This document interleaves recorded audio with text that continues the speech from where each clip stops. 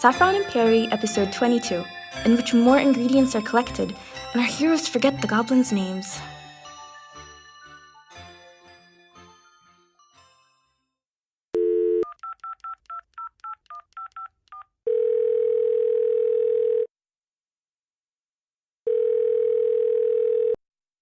Tristan, I was just about to call you.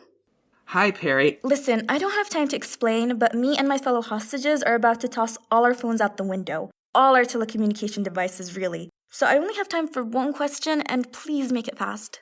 What? Why? No, that wasn't my question. What's the second thing? The most enduring thing in the land. What is it? Easy, my hijabs. Really? Yes, of course. They keep my fire hair in check without burning, and they're machine washable. You'll find a bunch at my apartment. Just grab one, I don't mind. Okay, what about... No time. You made me hear my phone outside, and now it's your turn. Bye, Tristan. Well? We gotta go to Peri's apartment and pick up a hijab. Oh, that doesn't sound very quest-like. More like an errand. Let's hurry. It's locked. Anyone know how to pick a lock? Stand back. Whoa. What did you do? Nothing, I barely touched it. Hey, are you hooligans trying to break in? Peri? This is Peri's apartment's security system. You have 3 chances to prove you're not burglars, or I'm calling the police, or setting you all on fire. I don't quite remember how I programmed this. One of the two. Maybe both.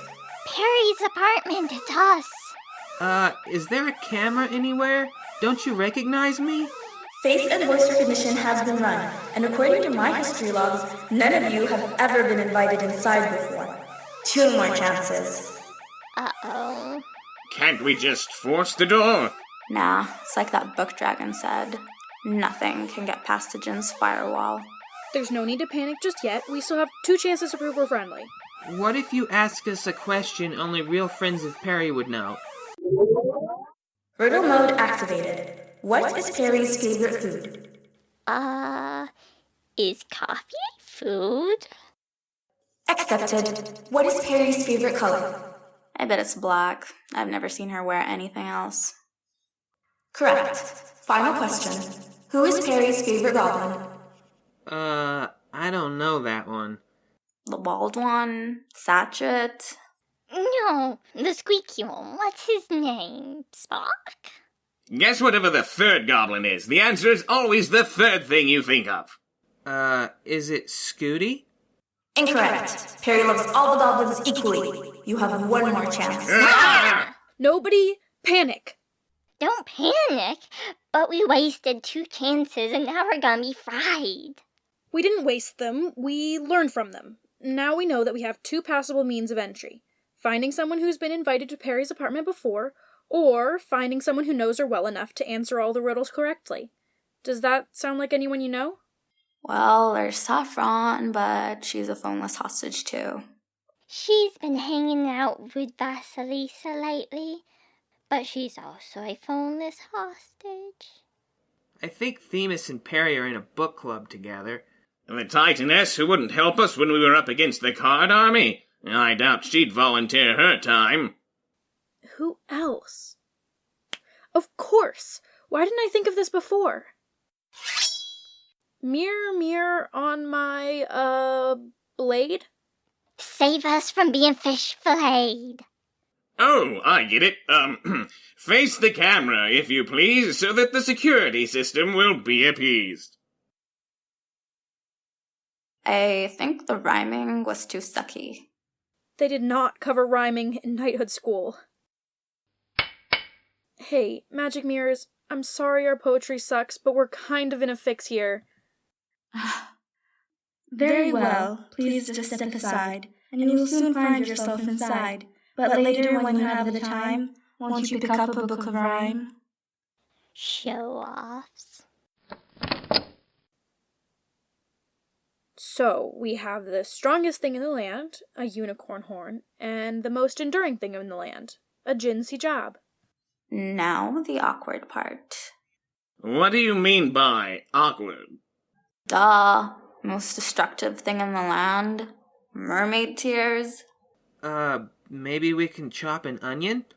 I can see through salt water. My eyes aren't sensitive. Rose Red, I'm sorry, but you'll have to use your powers of storytelling.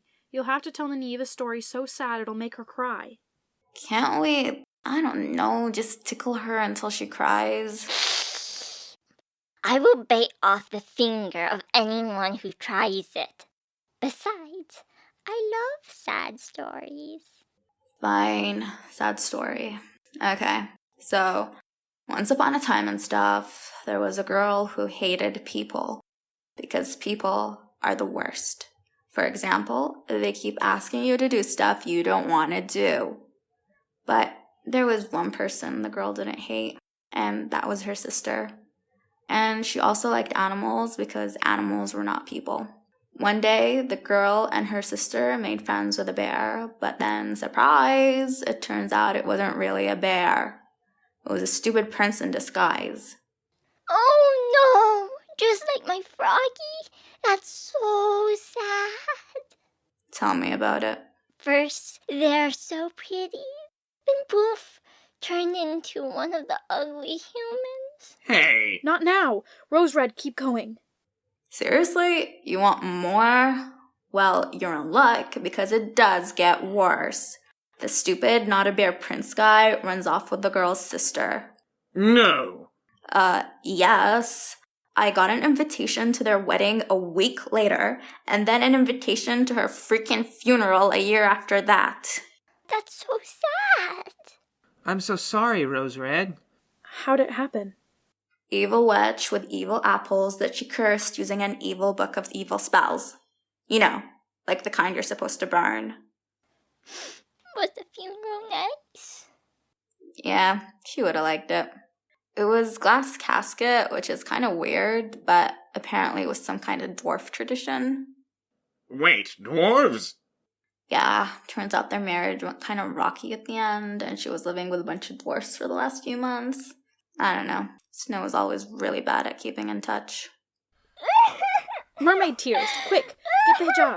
Here you go, Nynaeve. Great. Mermaid tears and mermaid snot. To a magical blacksmith, hurry!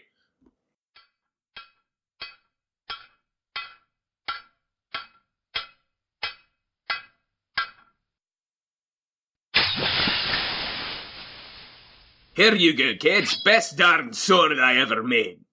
Thank you, my good man. You gonna take down that monster that's been terrorizing that new library? Indeed we will. Or more specifically, Fred here will. Which one is Fred? I hope for your sake he's not the one with the bad posture knitting a poncho. Crocheting. No, that's Tristan. I'm Fred.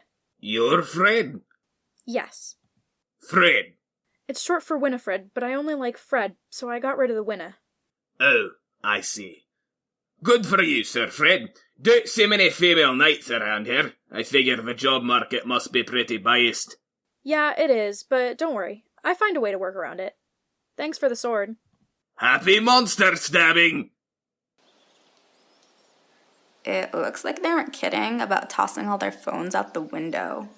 Laptops and tablets, too. I wonder why. No time for that now. Sir Fred, are you ready? Yes! Can anyone tell she's hiding a magic invincible sword? No. Not at all. I can't tell. Wish me luck, everyone.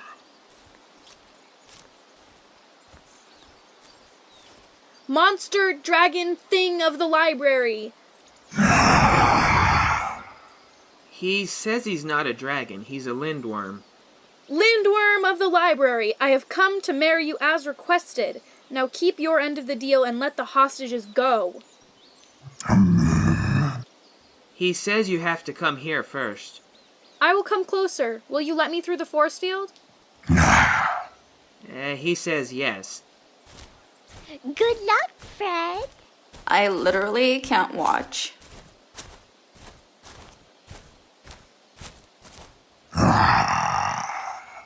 Now, Fred, now! Rah! What's that?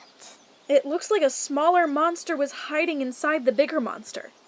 What do we do? Stab that one too, quick! Ah!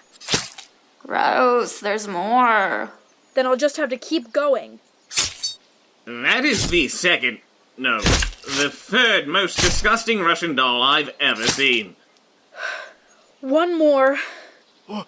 Wait. It speaks? Thank you for breaking my curse. Roderick, help me drag him out of this mush. I really wish I brought some latex gloves. What were you saying about a curse? Thank you. The curse I was imprisoned in for all my life. It took hold of both my body and my mind. Everyone, hold on. King Gunnar? Is that you? No, I'm not him. Please excuse us, but you look just like him. So who the heck are you?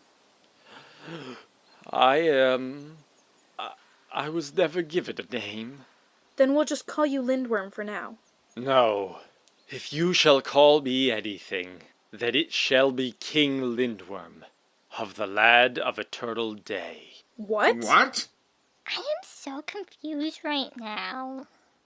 Come on, Roderick. Help me get him inside. I have a feeling that King Gunnar has a lot of explaining to do.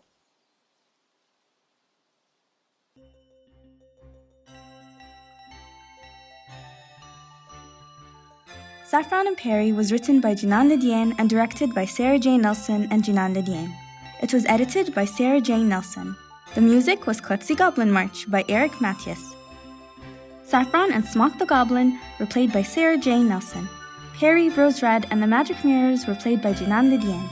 Tristan, Roderick, the Blacksmith, and Scooty the Goblin were played by Chris Vanderford. Sir Fred was played by Isabel Lavezzo. Nynaeve was played by Katrina Nelson.